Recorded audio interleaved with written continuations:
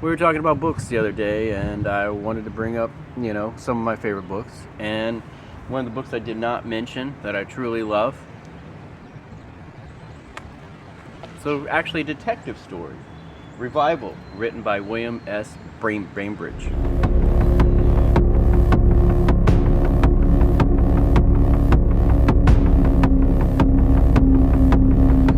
Hey again, it's Roman. We're talking about the simulation. Well, actually, we were talking about books the other day, and I wanted to bring up, some of my favorite books. And one of the books I did not mention that I truly love. So, actually, a detective story, Revival, written by William S. Bainbridge. So that's what I'm going to talk about today is Revival by William S. Bainbridge.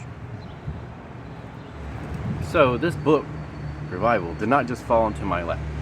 I had to do a lot of research, and then eventually I picked up the book. And that book, William S. Bainbridge, Revival, besides Fear, Love, Sex, and Death, the other book put out by former Process members, kinda is the best introduction on what the Process was. The 1966 cult, started by Mary Ann McLean and Robert DeGristom in 1966, they left Scientology. They were analyzers. They were doing the e-meter, telling if you're lying or not, and I guess they got bored with it, tried their own thing. What some of you may not know is William S. Bainbridge actually joined the Process for, months or a couple of years to actually, do research for what he was writing. And not just this book. William S. Bainbridge has put out a couple, along with the Farrell House publishers, of books concerning the Process Church.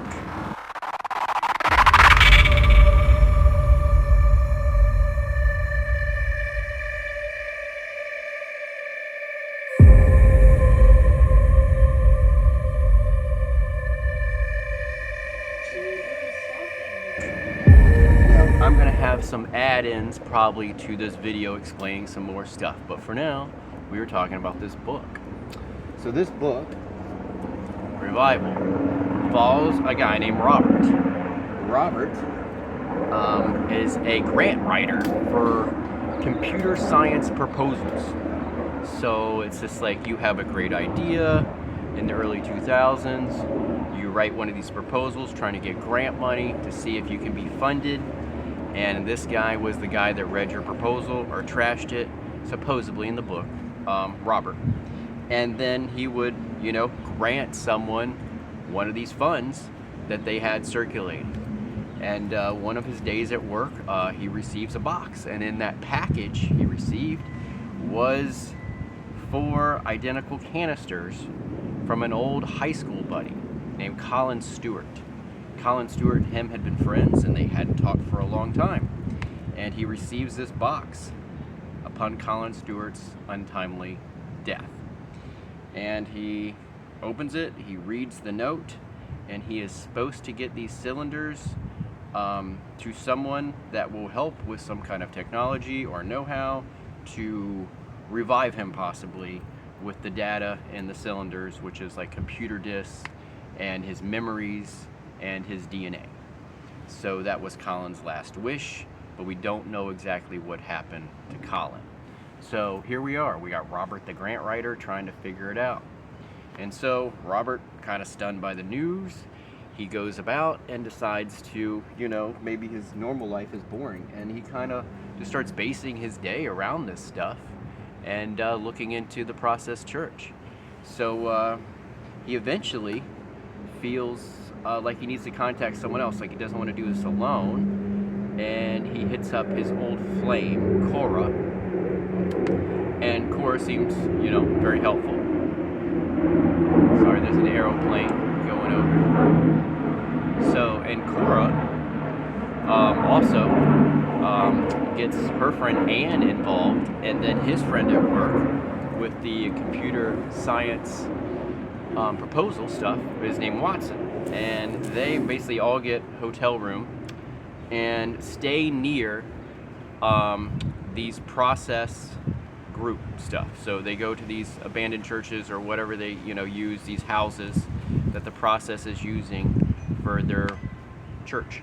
So in the book, the process has actually already been divided.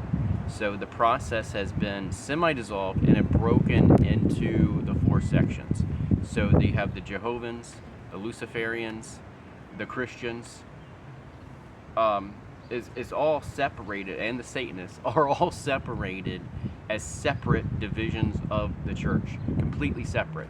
Like if you're a member of one, you're probably not a member of the other. And this is fictional in the book, okay, in the book. So the process itself, as far as I know, was never divided into 4 sections. The church itself helped people, explain themselves and personality types with those 4 archetypes. But for the book, they actually say the church is already dissolved and the 4 sections exist on, and to be a member, you're either a Luciferian, a Satanist, a Christian, or a Jehovan in a separate church parallel to the other.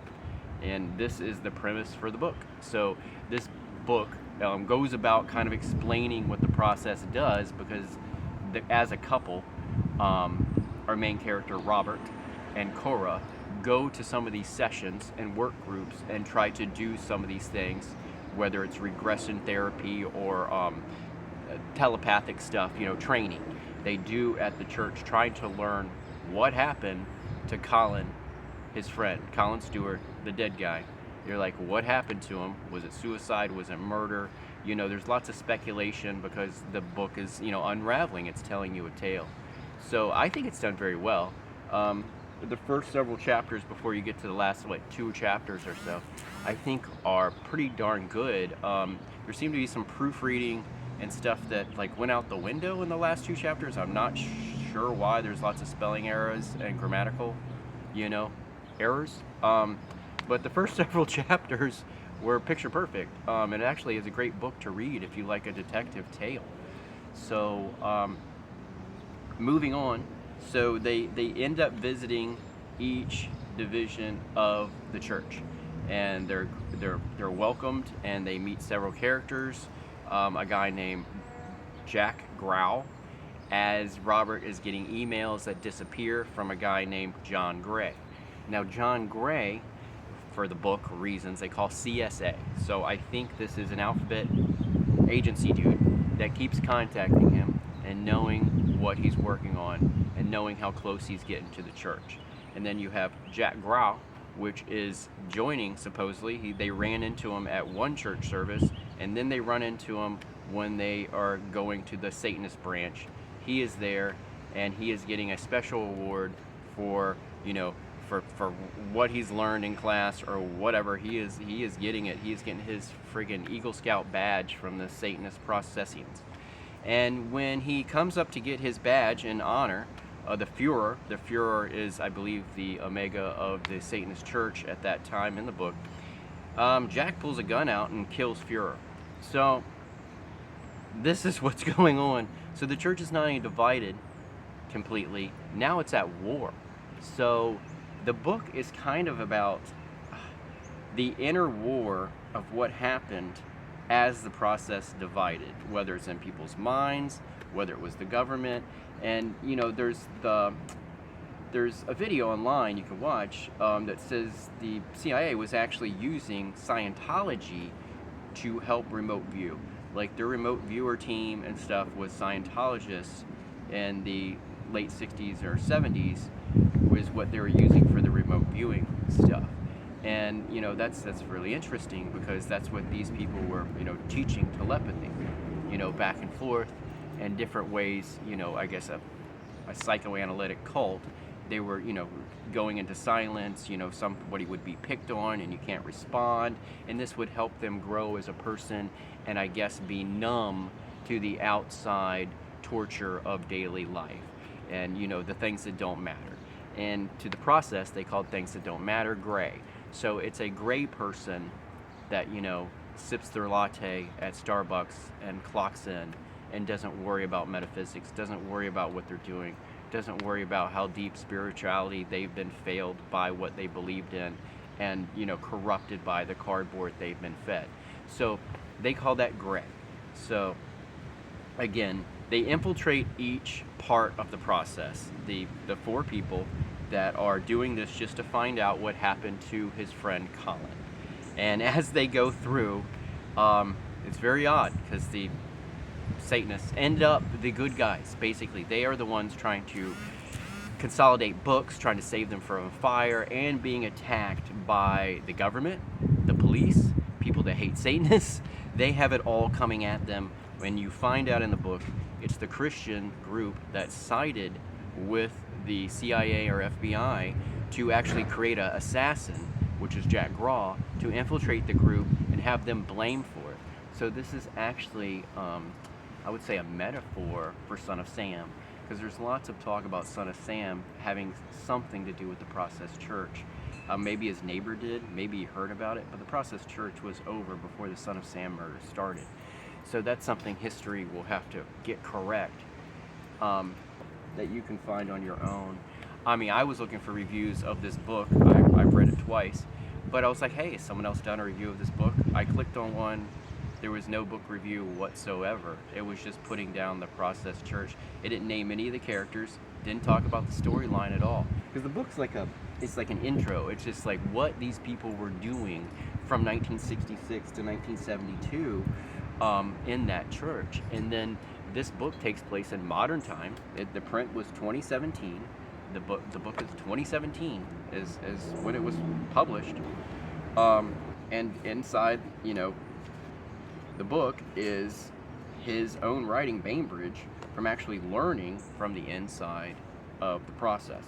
And again, there's several other books on this. I have them all.